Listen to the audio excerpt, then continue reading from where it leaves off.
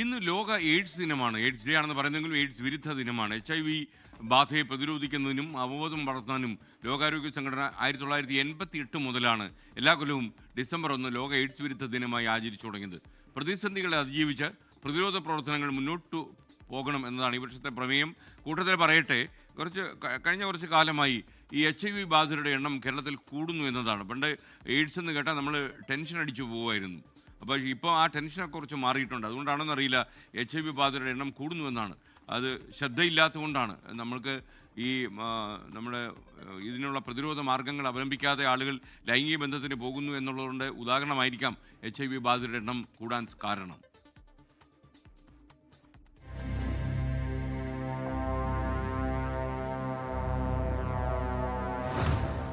ശരീരത്തിന്റെ രോഗപ്രതിരോധ സംവിധാനത്തെ തകർക്കുന്ന വൈറസാണ് HIV അഥവാ ഹ്യൂമൻ ഇമ്മ്യൂണോ ഡെഫിഷ്യൻസി വൈറസ്. പ്രതിരോധശേഷി കുറയുന്നതോടെ ശരീരം ദുർബലമാവുകയും മറ്റു പല അണുബാധകൾ ഉണ്ടാവുകയും ചെയ്യും. 80കളുടെ തുടക്കത്തിൽ അമേരിക്കയിലെ കാലിഫോർണിയയിൽ പേശീവേദന അനുഭവപ്പെടുകയും ക്രമേണ തൂക്കം കുറയുകയും ചെയ്ത 5 യുവാക്കൾ ചികിത്സ തേടിയെത്തിയതോടെയാണ് ഈ രോഗത്തെപ്പറ്റി ലോകമറിഞ്ഞത്. American centre for diseases control and പ്രിവെൻഷനാണ് അക്വയർഡ് ഇമ്മ്യൂണോ ഡെഫിഷ്യൻസി സിൻഡ്രോം അഥവാ എയ്ഡ്സ് എന്ന് ഈ രോഗത്തിന് പേര് നൽകിയത്. ലോകത്ത് 4 കോടിയിലധികം പേർക്കാണ് HIV ബാധയുള്ളത്. ഇവരിൽ 90 ലക്ഷം പേർക്ക് ചികിത്സ ലഭിക്കുന്നില്ല.